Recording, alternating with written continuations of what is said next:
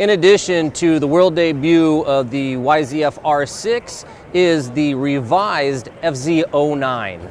The FZ-09 broke ground at Intermot a few weeks ago, but here we are at AIMExpo with the bike in person, and you know, it looks great. This has been one of our favorite motorcycles since its introduction a few years ago, and for 2017 Yamaha saw fit to revise it, and probably the most notably is going to be front suspension.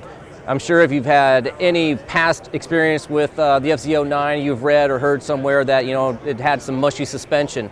For 2017, Yamaha's got fully adjustable suspension on the front end. So hopefully, you know, when we get a chance to ride this, we'll find out for sure, but hopefully that will take care of its front suspension woes.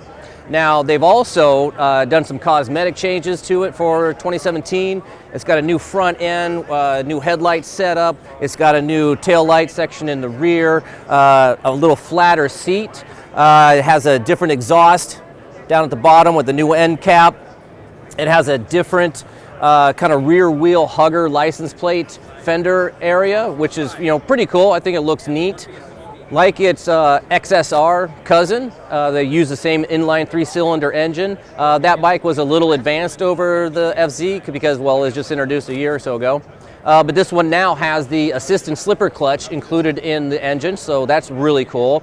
And it comes pre-wired for a quick shifter. So if you would like to get that put on, it's an optional accessory, you're gonna have to pay for it, but it's wired, it's set up to do so. And I think it would be really cool on this bike because it is such a light front end and fun to do anyways, and it had a quick shifter on it. Man, it would just make this thing even more of a blast out in the canyons or even on the track.